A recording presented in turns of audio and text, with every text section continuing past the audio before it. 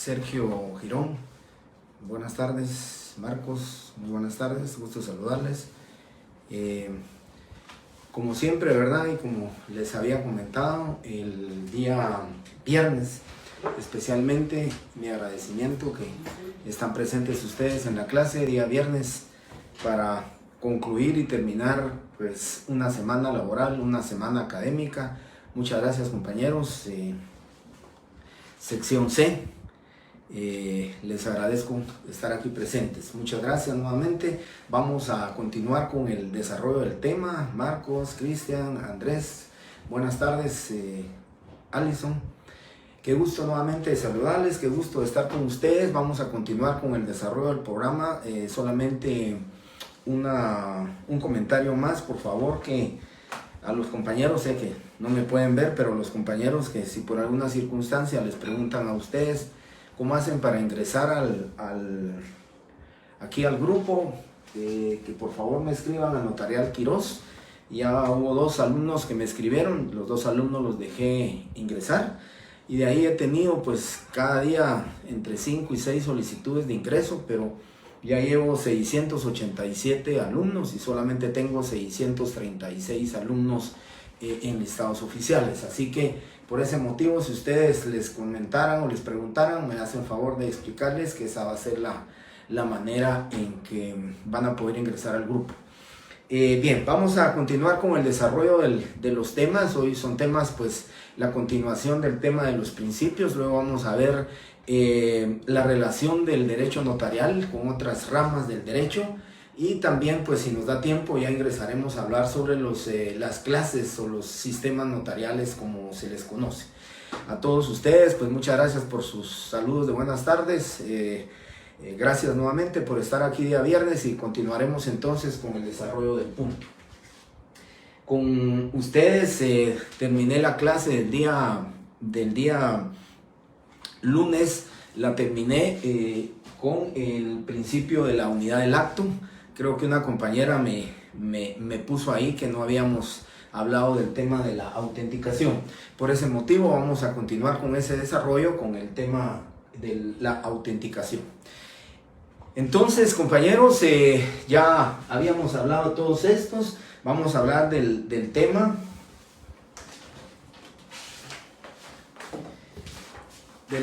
que es el principio de autenticación.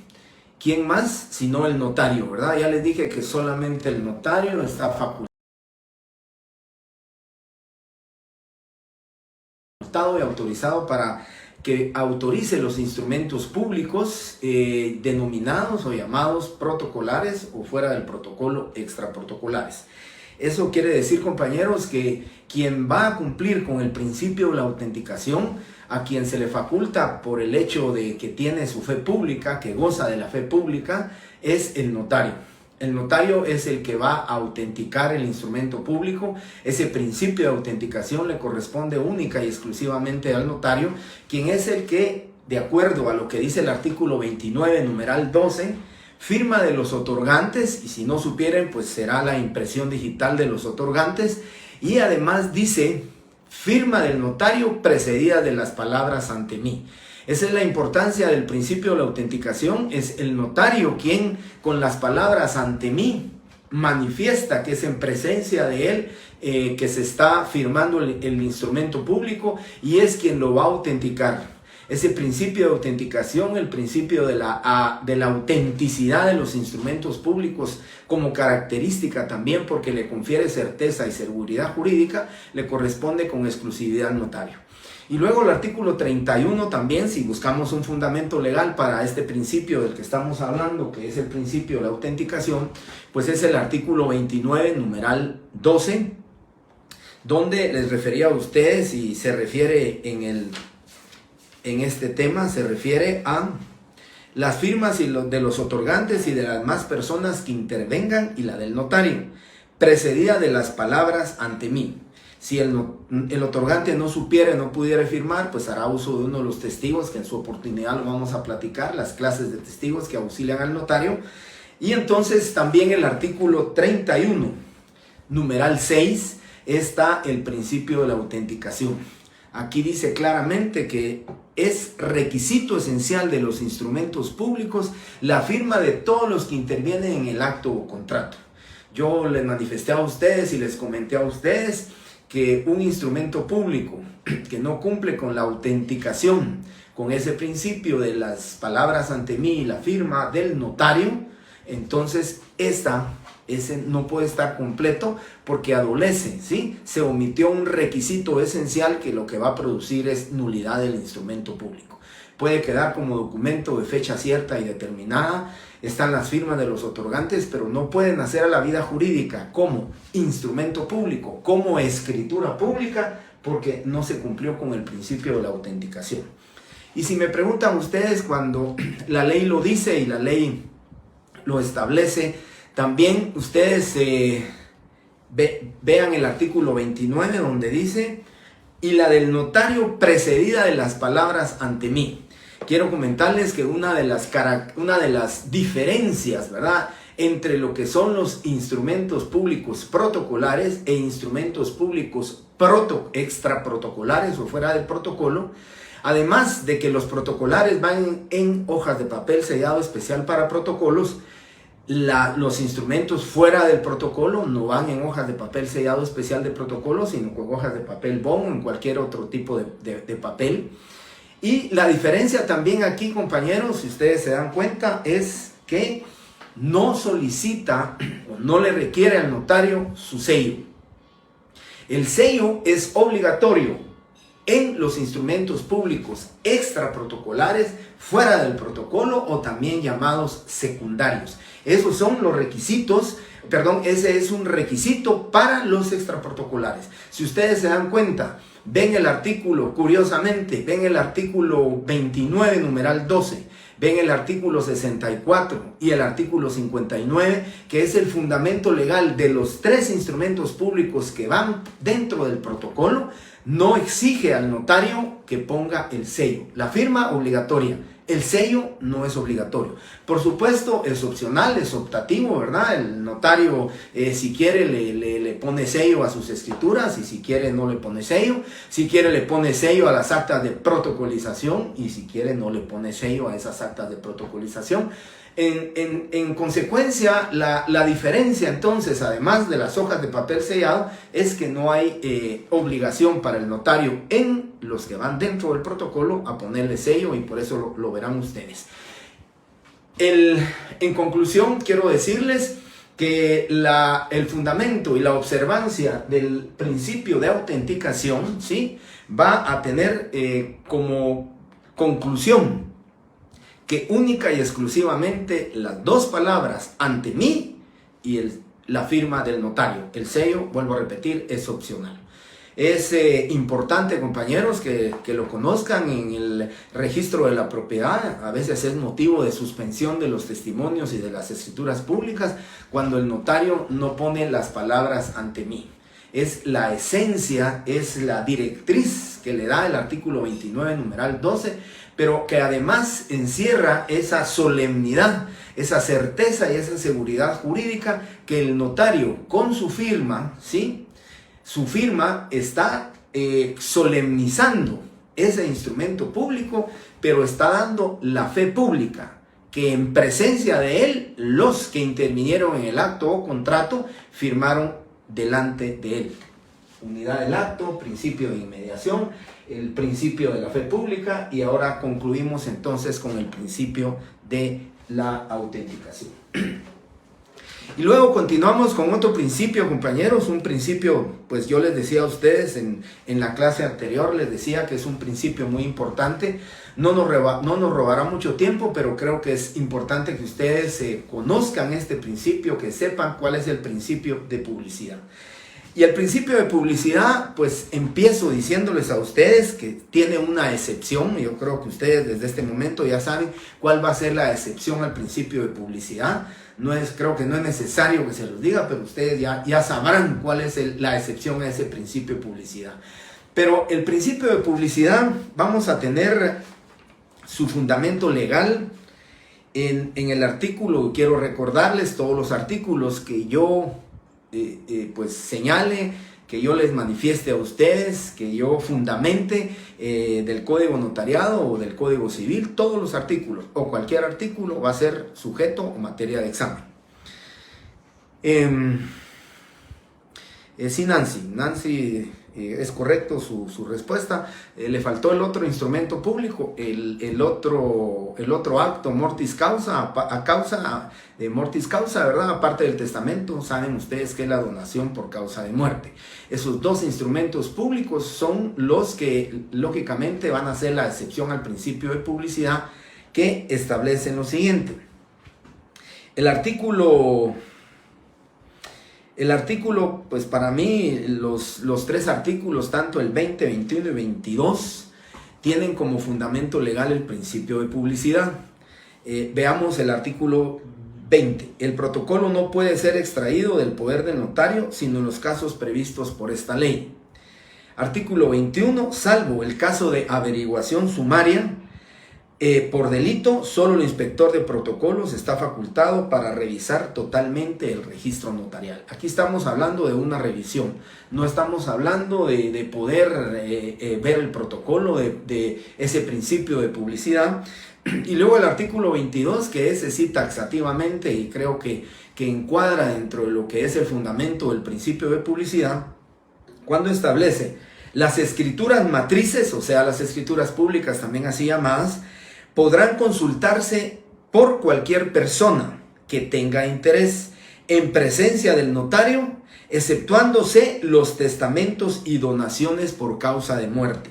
Mientras vivan los otorgantes, pues solo a ellos corresponde ese derecho. Aquí está tanto el principio de publicidad como la excepción a ese principio. Dice que las escrituras podrán consultarse por cualquier persona que tenga interés. Este tema de cualquier persona que tenga interés, compañeros, yo creo que es importante que el notario sea celoso, sea cuidadoso, sea protector del contenido de los instrumentos públicos, por tanto que recuérdense ustedes que los testamentos y las donaciones por causa de muerte no se encuentran ocultas, no se encuentran, digamos, cuidadas. Cuando se encuentran en el protocolo, el notario tiene que ser muy cuidadoso cuando cualquier persona que tenga interés o que demuestre su interés quiera ver el protocolo.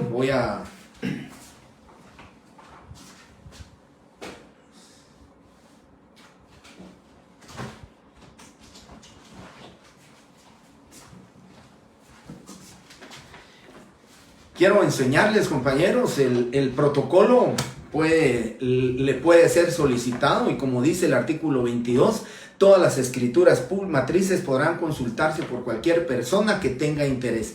Primero tiene que demostrarle al notario el interés que tiene para ver el protocolo.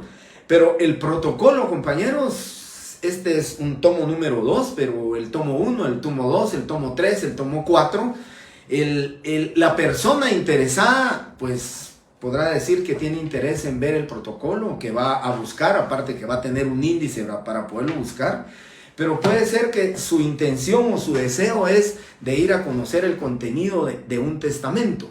Por eso el notario tiene que ser cuidadoso, muy riguroso en la persona que primero demuestre cuál es el interés, ¿sí?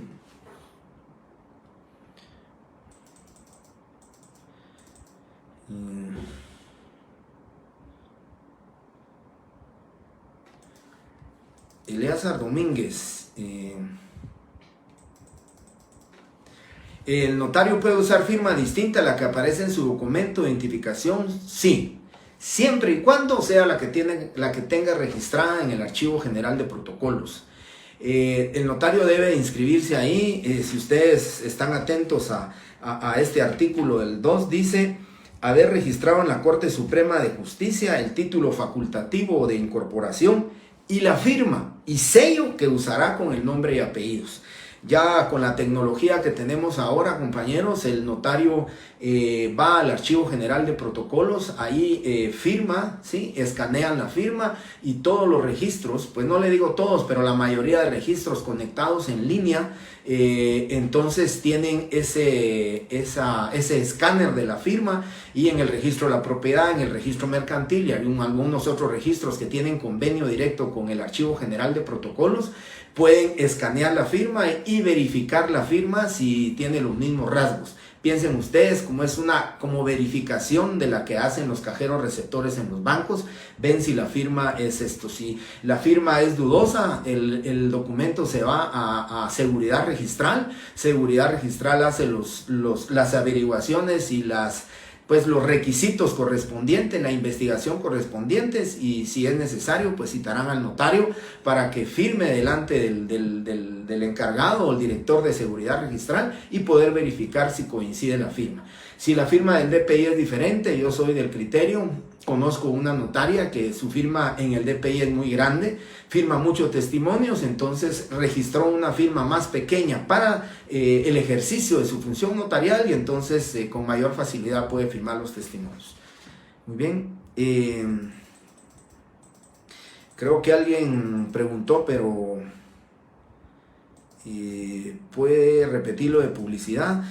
Karen ya le explicó artículo 20, 21 y 22. Si usted toma nota, solo dije que el principio de publicidad es que todos los instrumentos públicos, las escrituras públicas, ¿sí? Establece la ley y comenta la ley que pueden ser, lo que dice aquí, consultadas por cualquier persona, ¿verdad? Pero es el consultado, ya les decía, con el cuidado que tiene que tener el notario de evitar que puedan ver los testamentos o donaciones por causa de muerte, porque ya se los comenté, su naturaleza jurídica es mortis causa, y eso es para después de la muerte. Solo y exclusivamente pueden estar enterados del testamento el notario, el testador y los dos testigos, ¿verdad?, que requiere la ley, o un testigo más que establece en el tema de los testamentos y donaciones por causa de muerte, cuando especialmente se necesite un testigo más. Y luego dice: si el notario se negare a exhibir la escritura, el juez de primera instancia de su jurisdicción, previa audiencia por 24 horas que dará el notario, dictará la resolución que corresponda. ¿Qué significa aquí, compañeros? Que la persona puede hacer uso del principio de publicidad, de que puede consultar los instrumentos públicos. Si se negare a exhibir el instrumento público para que se consulte, pues puede acudir ante un juez de primera instancia, y el artículo 22 establece claramente cuál es el procedimiento necesario para que obliguen al notario a que enseñe la escritura pública que corresponde. Y también tenemos un artículo más que nos fundamenta el principio de publicidad. Es el artículo 75 del Código de Notariado. Dice: mientras viva el otorgante de un testamento o donación por causa de muerte, solo a él podrá extenderse testimonio o copia del instrumento. En este caso, deja o aísla prácticamente a los testigos. Solo al testador se le puede dar copia o testimonio.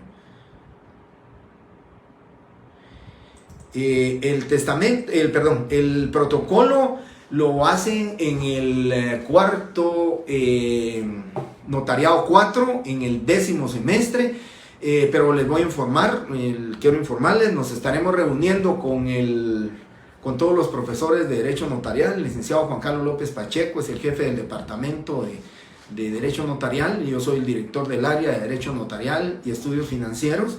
Nos estaremos reuniendo con ellos porque ya hay una petición de que ese ejercicio de elaboración de un protocolo se reduzca a no más de 10 escrituras públicas y otros temas que ya en su oportunidad los profesores les explicarán, porque será para el otro tema. Nosotros con respecto al protocolo, cómo se usa, cómo se utiliza, cómo se compra el protocolo, cuándo se empasta, cuánto se cobra cuánto se paga por aperturar el protocolo, eso lo miraremos en el punto número 11 del programa. A Dulce ya le contesté, es en el curso número 4, Derecho Notarial 4. En la clínica notarial lo ignoro, ¿verdad? Ya les comenté a ustedes que cualquier incongruencia que exista con eso me lo hagan saber para podérselos comentar. Así es, Andrés, el protocolo es público, ¿verdad? El artículo 22 lo dice claramente, hay un principio de publicidad, nosotros no nos podemos negar a exhibir una escritura pública, todos los instrumentos públicos, ahí sí que la palabra lo dice, el principio de publicidad, debemos de exhibirlos, debemos de prestárselos a cualquier persona que demuestre interés. Yo siempre he pensado, ¿verdad, compañeros, en aras de la protección y el cuidado y el resguardo de los testamentos y donaciones por causa de muerte. Yo pues les comento, son muy pocos, si lo puedo decir, en mis 36 años que tengo de ejercicio profesional, puedo decir que sin mucho, tengo 3 o 4 testamentos en el protocolo. Tal vez el último lo hice en el año 2010, que lo recuerdo, mi amiga, que pues lamentablemente falleció, pero me pidió que quería hacer su testamento. Ella estaba con una enfermedad terminal, le hice su testamento, creo que fue en el año 2010, 3-4 meses posteriores falleció, pero es el último que yo hice y recuerdo que ya no he hecho testamentos, ¿verdad? Alguien me decía a mí, un profesor decía que el testamento hay que cobrarlo barato porque después el testamentario, el proceso testamentario ya se puede cobrar bien. Pero yo les digo, son dos temas, testamentos y donaciones por causa de muerte, casi no me gusta hacerlo y entonces no tengo. Si mucho tendré 2 o 3 testamentos que sí he llevado procesos testamentarios, sí.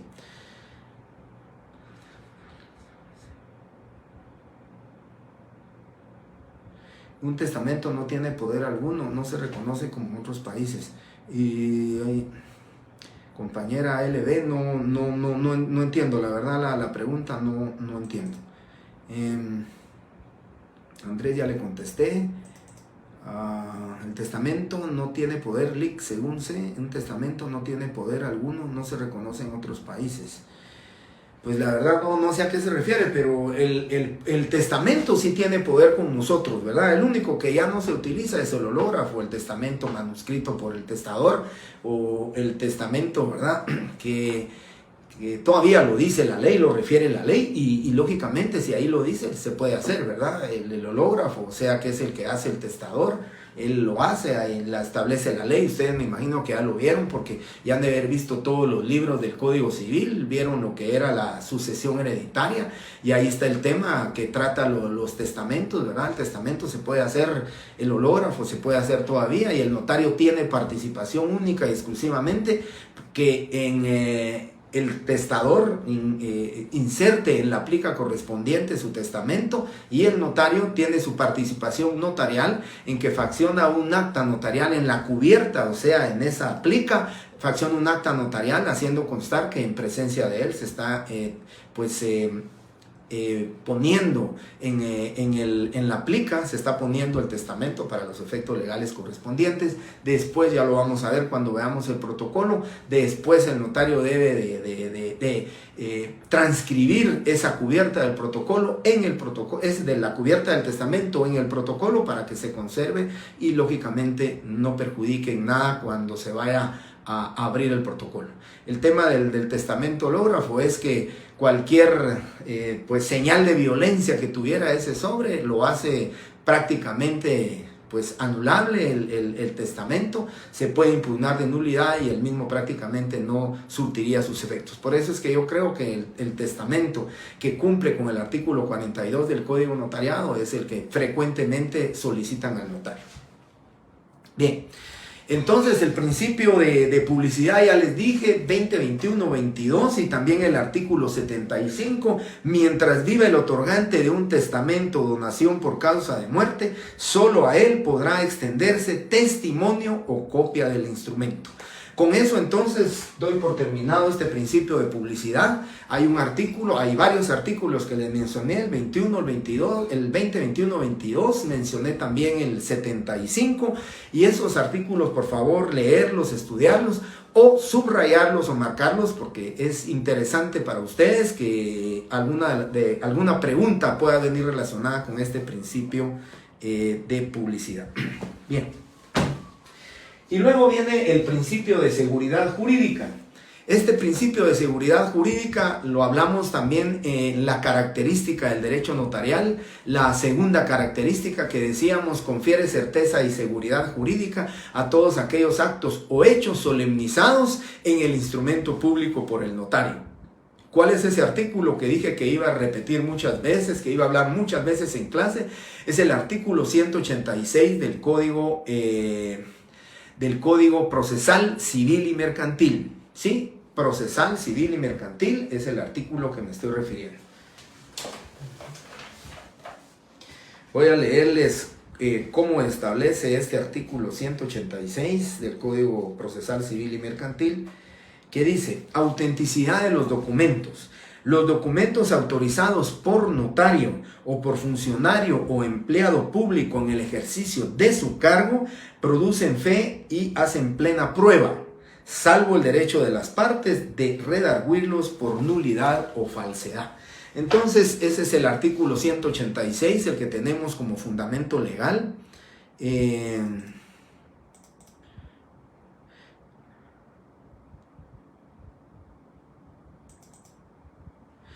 Pues a mí se me ocurre con la pregunta que hace el compañero que si habría está facultado para no exhibirle una escritura pública a una persona. Pues yo creo que le aplicaría el artículo 76. Dice: no puede obligarse al notario a que extienda testimonio sin que le hayan cancelado los gastos y honorarios de autorización del instrumento y sin que se le anticipen los expedientes para cómo se expiden los testimonios. Yo aplicaría a este, compañeros, y les decía el cuidado que se tiene que tener o la protección que tiene que tener el notario, ¿verdad? No se le puede obligar al notario, ¿verdad? Recuérdense que hay un arancel, podría aplicarse algún artículo del arancel de que el notario puede cobrar por la exhibición de su testamento, ¿verdad? No porque, digamos, haciendo una excepción al principio de publicidad, sino que simplemente como el tiempo que va a estar presente el notario en cuidado del protocolo, que no vaya pues imagínense ustedes que pudiera sustraer una hoja o que pudiera haber un testamento o una donación. Yo creo que el notario lo podría hacer. ¿Alguna otra justificación para decir que no lo enseña? Pues definitivamente no, ¿verdad? Pero lo que sí creo que tiene que tener cuidado también el notario es que ese artículo que dice que cualquier persona que demuestre o que tenga interés, pues yo creo que tenemos que tener cuidado, ¿verdad? No solamente manifestar, mire, tengo interés de ver la escritura número 32 del protocolo del año 1996. Ese cuidado que tenemos que tener es que demuestre realmente cuál es el interés que tiene para que se le enseñe la escritura. No solamente manifestar el interés, ¿verdad? Yo creo que en las actuales circunstancias y protegiendo a nuestros clientes, protegiendo a la sociedad, yo creo que lo hemos platicado con los notarios, que cuando una persona desee tener a la vista una escritura pública, pues deberá solicitársele su documento personal de identificación, obtener una fotocopia del mismo y si ustedes quieren guardarlo en un archivo, el número de escritura pública que llegó a consultar, porque creo que es importante. Igual que cuando nos piden una copia legalizada, nos piden un testimonio de la escritura, yo creo que no a cualquier persona se le puede dar. Recuérdense que los testimonios son los documentos con los que probamos la propiedad de un inmueble, y entonces darle un testimonio, darle una copia a cualquier persona, pues la verdad es que es muy atrevido, es de mucho atrevimiento por parte del notario, porque en cualquier momento, ese documento puede ser utilizado para cometer un fraude, para cometer una falsedad, y entonces pues nosotros los notarios estamos obligados precisamente a cuidar y proteger el protocolo y que eso va en servicio de la sociedad que demanda, ¿verdad?, de la certeza y la seguridad jurídica que precisamente estamos hablando como principio del derecho notarial. Entonces el artículo 186 es el fundamento de la seguridad jurídica, ese principio, ¿verdad?, que también está plasmado como característica del derecho notarial. Por cierto, la licenciada Patti Cruz mencionó que sus utensilios son impermeables. Patti Cruz, pues no, si pues me imagino que ha de conocerla, no sé cuál es el motivo, que son impermeables. Bueno, la verdad no sé cómo decirles. Tengo mi protocolo guardado en un, pues le digo cuarto, le digo habitación. Mi madre me obsequió, me obsequió una habitación.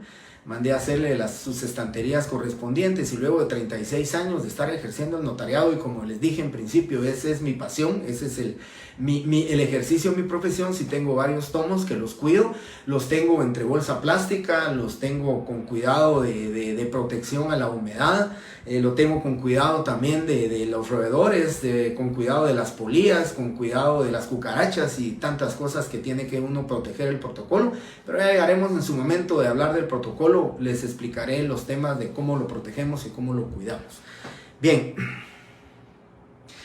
Dulce, que no tiene un solo error, no, compañeros. Yo le agradezco a Patti Cruz, pues si ella lo comentó, pero no, compañeros, soy un ser humano, soy un notario, y de verdad, como les dije a ustedes, con mucha sencillez, cuando manifiesto algunos artículos de memoria es porque tengo prácticamente cuántos años de dar esto, pero no, soy un ser humano, cometo muchos errores, he cometido muchos errores en una cantidad, pues, con mucha sencillez los digo, pero hay años que sí cartulo pues un poquito más de 800, 900 escrituras, y se pueden imaginar ustedes, entre esa cantidad de escrituras que se faccionan, pues lógicamente se tiene que ir algún error, ¿verdad? Precisamente la ley en el artículo 77, ya lo vamos a ver, nos faculta cómo enmendar los errores, y si la ley dice cómo se enmiendan los errores, es porque sabe que nosotros los notarios estamos y somos susceptibles a cometer errores, ¿verdad? Errores que pueden ser de forma, olvidar simplemente identificar con su nombre, apellido completo, es un requisito esencial, y errores que realmente son de fondo, ¿verdad? Errores que lógicamente, pues tal vez uno por poner 200 metros cuadrados, pues puso 150 metros cuadrados, y eso es un error de fondo que ya lo veremos en su momento cómo los vamos a...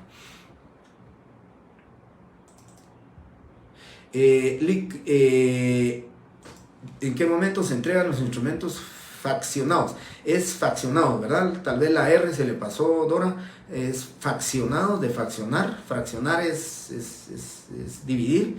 Al archivo de protocolos.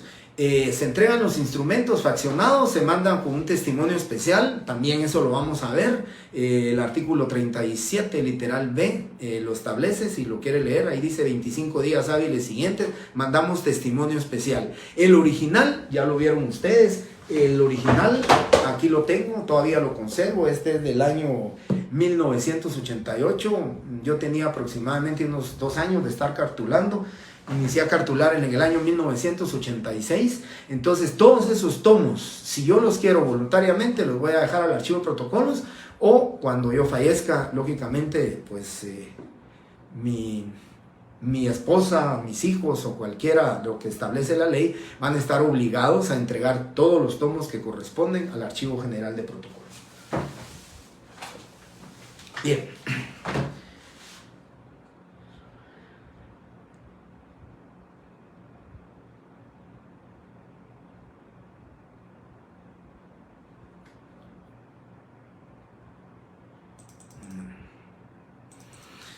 Yo creo que me adelanté con José Muñoz. ¿Qué pasa con el protocolo cuando el notario fallece?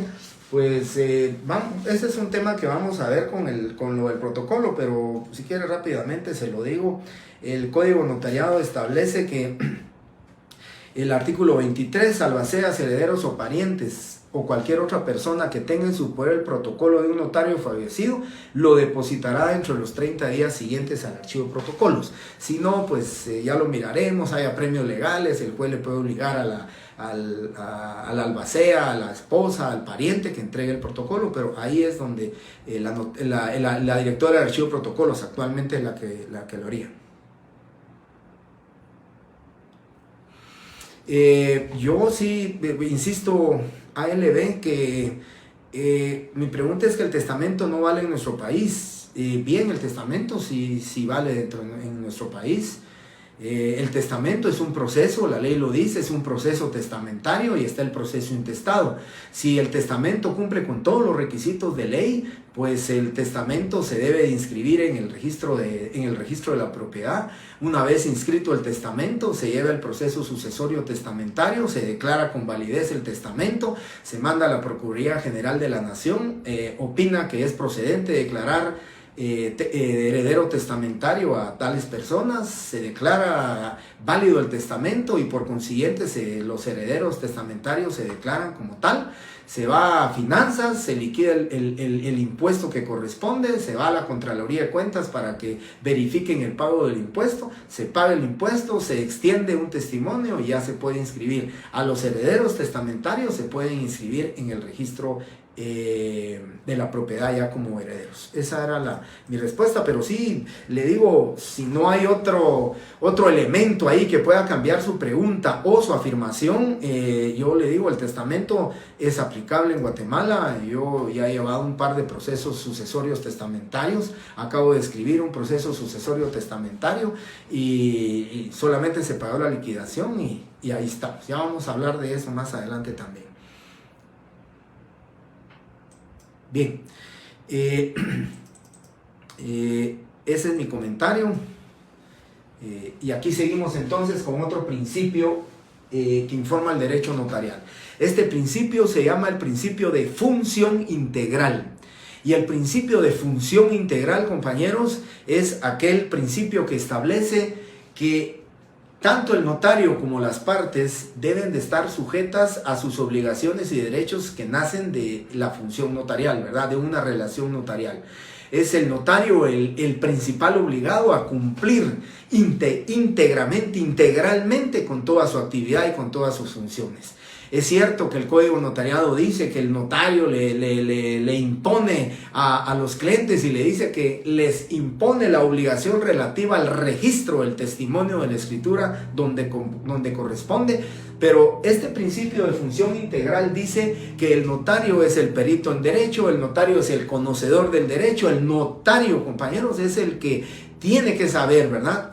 Obligatoriamente tiene que conocer qué debe hacerse con el testimonio, cómo, dónde debe inscribirse, qué avisos se generan, qué obligaciones notariales se generan. Por consiguiente, el principio de la función integral es que el notario debe de cumplir con toda su actividad, desde que recibe la información de sus clientes, desde que asesora, documenta, ¿sí? Facciona el instrumento, lo autoriza, lo lleva al registro de la propiedad, da los avisos correspondientes y entrega su trabajo completamente hecho. Ese es el principio de función integral, que el notario debe cumplir una función pues total, ¿verdad? No solamente hacer el instrumento, mire, aquí está su testimonio, vaya al registro, usted inscríbalo y ahí regresa conmigo. Eso no es correcto, ¿verdad? Porque el principio de función integral dice el notario cumple. Buscamos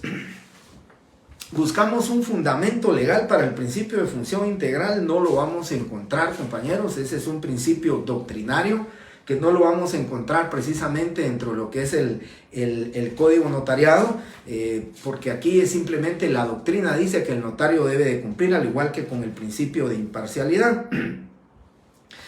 Tal vez únicamente haciendo la salvedad, ¿verdad? El artículo 29 en su numeral 11 dice, que era lo que yo les comentaba, la advertencia a los otorgantes de los efectos legales del acto o contrato y de que deben presentar el testimonio a los registros respectivos. Aquí es a lo que se refiere ese principio de función integral. A pesar de que el notario dice en la escritura, advierto a los otorgantes sobre los efectos legales, así como de la obligación relativa al registro del testimonio de esta escritura, pues yo soy del criterio que tal y como lo dice este principio de función integral, así, el principio de función integral, de que el notario es el que está obligado a cumplir con todas las actividades hasta la entrega total y completa del trabajo. Yo les digo del trabajo completamente hecho, los documentos completamente acompañado de sus avisos correspondientes para que se le entregue al cliente, pues lógicamente, su trabajo finalizado. Bien, qué dolor de cabeza con lo sucesorio. Posiblemente voy entendiendo el tema suyo, compañera ALB. Posiblemente sí lo entiendo. Y créanme que cuando tuve mi cliente que, pues, cuando llevamos el proceso, yo no hice el testamento, pero le llevé el proceso testamentario, tuve mi cliente que se desesperó y me decía, pero ¿por qué no sale? Y no dicen que es mejor el testamento. No. Tanto el proceso intestado como el proceso testamentario más o menos llevan el mismo tiempo, más o menos llevan el mismo trámite. Lo único que diferencia del intestado con el testamento es que en el testamento se designa quién es el heredero universal o quiénes van a ser los legatarios. Entonces ahí, ¿a quién es el legado? Entonces ahí se puede determinar que 2 personas le corresponden o a una persona que ni siquiera es familiar se le está instituyendo como heredero universal. Mientras que en el intestado, lo que sucede es que en el intestado, si son 5 hermanos y la esposa y el causante es el papá, pues lógicamente ahí le corresponderá a la esposa, le corresponderá el porcentaje legal a los hijos. Pero el procedimiento de dar avisos, de solicitar avisos, de llevar todo el proceso, de celebrar un acta y junta de herederos, de darle, solicitar la opinión a la Procuraduría General de la Nación, todo el procedimiento es bastante similar. Así que, tal y como lo dice la compañera, le entiendo que el testamento es un dolor de cabeza, al igual que el intestado, sí. Por eso creo, y ya voy hacia dónde va la compañera, por eso sí creo, compañeros, y yo a mis clientes siempre les he sugerido y les he dicho, preferiblemente háganlo ustedes en vida. Y entonces lo que les sugiero de 2 bienes inmuebles, pues que si son 2 hijos, que a un hijo le den una casa, al otro le den un inmueble y que se reserven el usufructo vitalicio, porque entonces nunca los van a poder sacar, ellos podrán obtener los frutos civiles de los inmuebles y hasta que fallezca padre y madre, los hijos podrán hacer uso de eso. Pero ¿cómo van a hacer uso? Simplemente con partidas de defunción, las presentan en el registro de la propiedad, cancelan el usufructo y ellos ya pueden hacer uso de la nuda propiedad. ¿Sí? Mientras que en el testamento tendrán que seguir todo su proceso testamentario. Así que yo creo que entiendo ahora por qué dice la compañera este tema del testamento, y la sugerencia es que en vida lo hagan de esa manera, ¿verdad? Muchas veces con el tema del procedimiento muchas veces es por los impuestos que deben de pagarse, y entonces pues ese es el problema, ¿verdad? El testamento, su impuesto se paga hasta que se finalice el proceso. En la compraventa o una donación pura y simple a favor de los hijos con reserva del usufructo vitalicio, inmediatamente hay que pagar el impuesto, y eso es lo que posiblemente puede obstaculizar la decisión de los padres. Bien.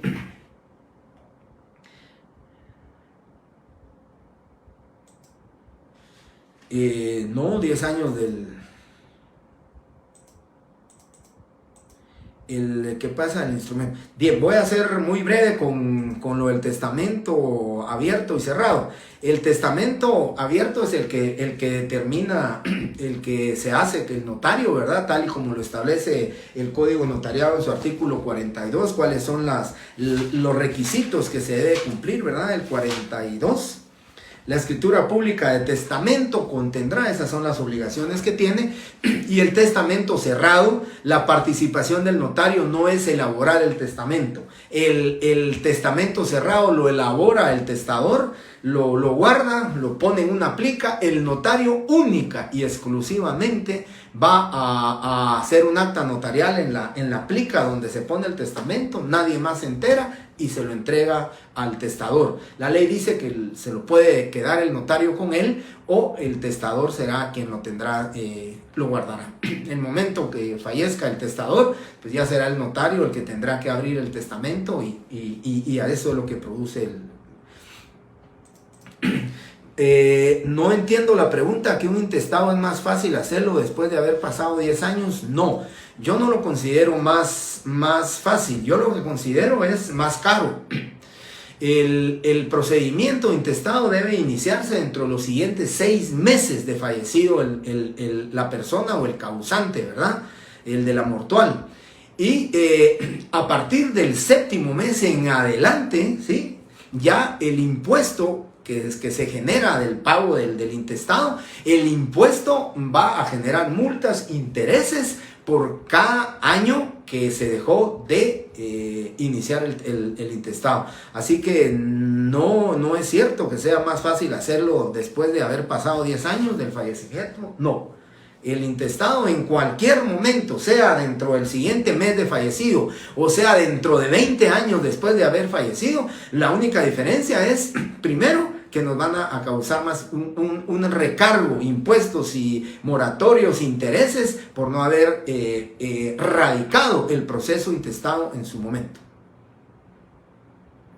¿En cuántos años se hace un intestado? Pues la verdad es que el intestado, si no tiene problemas, si no hay problemas entre los hermanos, si no lo vuelven litigioso, pues yo creería que debería ser entre 18 meses a 2 años máximo, ¿verdad? Por las actividades o las solicitudes que uno debe hacer de todas las instituciones públicas que uno involucra dentro de ese proceso, ¿verdad? Procuraduría General de la Nación, Contraloría General de Cuentas. Recuérdense también, el Ministerio de Finanzas tiene que hacerse un avalúo del inmueble. El avalúo debe de inscribirse en el Ministerio de Finanzas, en la sección de avalúo, en la dirección de avalúo y de bienes inmuebles. Todo ese tema es el proceso, pero definitivamente si hay problemas, la misma ley lo dice. Recuérdense, el notario actúa dentro de la llamada fase normal del derecho. Hay desacuerdo de voluntades, inmediatamente se tiene que ir al litigio, y el litigio ahí sí es grande, ¿verdad? Será el juez el que decida.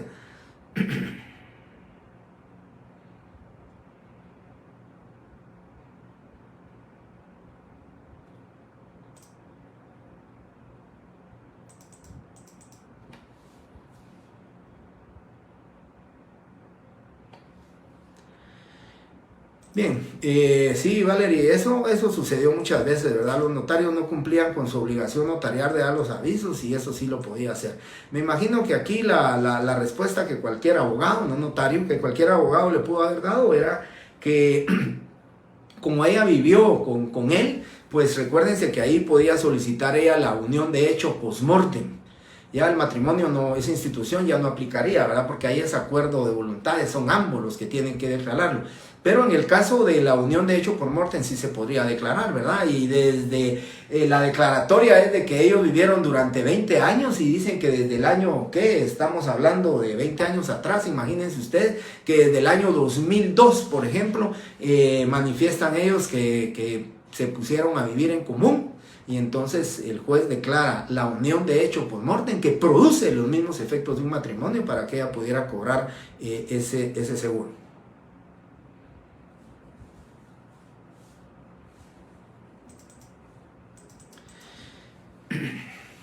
Sí, pero si su hermana compró una casa pero no sabía que la señora había muerto, yo creo que ahí sí es necesario asesorarse de un notario, ¿verdad? Antes de comprar un inmueble, que el notario le revise todo el historial de la finca. Y él hubiera determinado, ¿verdad? Miren, doña Dorotea Estrada, ¿quién es? Pues es fulana de tal, pero ella ya falleció, no se puede, ¿verdad? Lo que se puede es compraventa de derechos hereditarios para que ella llevara el proceso intestado y poderlo adjudicar a favor de ella. Pero ahí sí son temas muy, muy difíciles, que creo que me estoy saliendo de los temas porque es un tema puramente civil, no es notarial.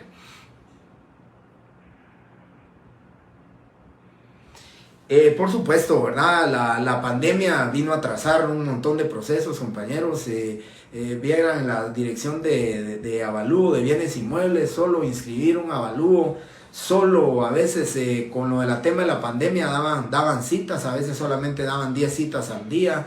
Llegar con el avalúo, tenía errores, regresar con el ingeniero o el evaluador que hizo el avalúo, de verdad es bien complejo, y entiendo ahora por qué la compañera dice el testamento preferible no, ¿verdad? O el intestado, pues no hay para dónde, pero el testamento todavía tenemos la opción con el intestado igualmente de que hagamos una compraventa o donación pura y simple, ¿sí? Y que lo inscribamos inmediatamente.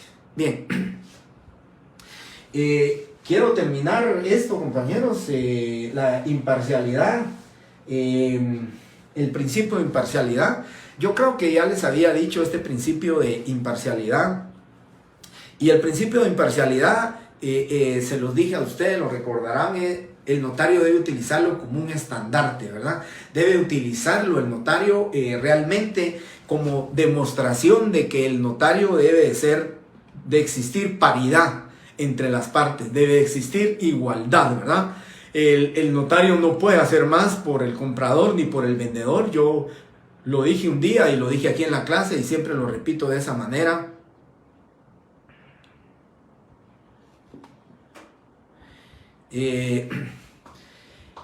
Quiero comentarles en este tema de los intestados, si es un vehículo, dentro del proceso intestado, compañeros, dentro del proceso intestado o testamentario debe de hacerse un inventario, que es el inventario de todos los bienes.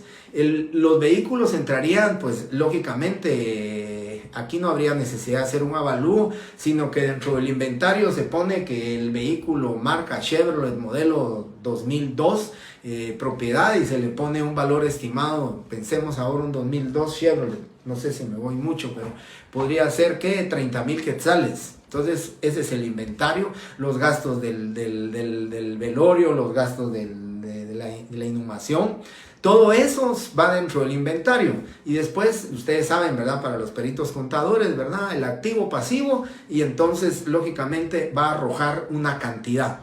Esa cantidad, sobre esa cantidad del inventario, es que la Dirección de Catastro y Avalúo de Bienes Inmuebles, entonces, genera el impuesto y va a decir, bueno, se va a pagar de impuesto tanto. Recuérdense ustedes que la ley de herencia, legados y donaciones establece que entre más cercano sea el parentesco se paga menos impuestos. Si fuera el testamento otorgado a una persona sin ningún vínculo de parentesco, ¿verdad? Lógicamente el impuesto va a ser mayor.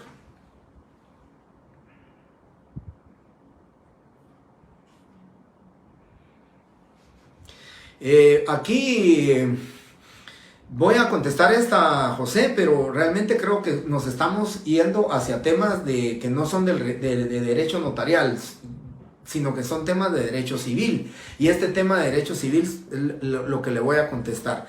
El título de propiedad, cuando se hace un intestado o testamentario, dice, son 3 hermanos, bueno, como lo que se va a hacer es, se dice la ley, pasajes, se extiende un testimonio de los pasajes conducentes del testamento o el intestado, se inscribe en el registro de la propiedad, y entonces básicamente cuando entregan ya ese testimonio inscrito, pues será entre los hermanos quien decida quién se va a quedar con ese testimonio original. De los otros 2 de ese testimonio se sacan 2 fotocopias, se legalizan las fotocopias y le queda a cada uno de los hermanos.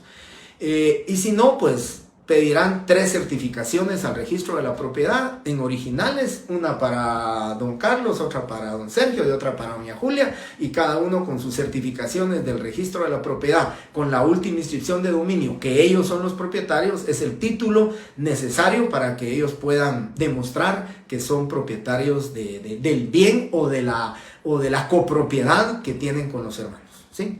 Bien. Entonces la imparcialidad, les decía, compañeros, el notario no puede en ningún momento parcializarse a favor de nadie.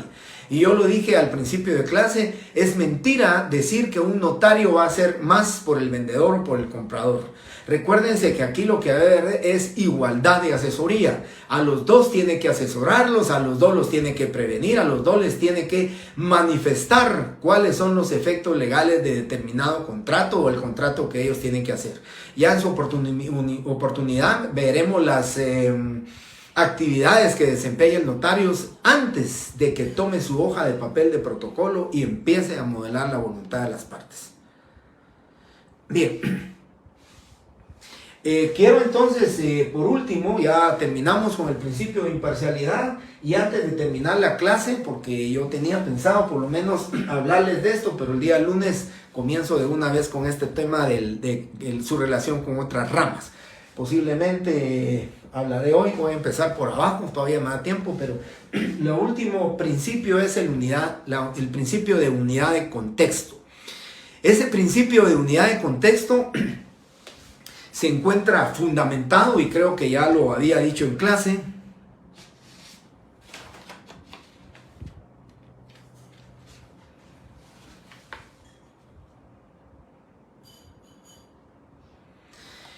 Si hay un error en el polígono de la descripción para la desmembración o compraventa de una fracción de terreno, según entiendo lo que dice Dulce, si hay error en eso, la única forma de subsanarlo es con la comparecencia de todos los otorgantes a otorgar una escritura pública de ampliación, en el sentido de hacer constar que en el polígono correspondiente o en los planos de fraccionamiento, en los planos de desmembración del inmueble, se cometió error. Sí, habiendo colocado los azimut de tal manera, siendo los correctos tales y tales y tales, y enmiendan ustedes el error. No hay otra manera de enmendarlo más que con una escritura de ampliación que amplía esto.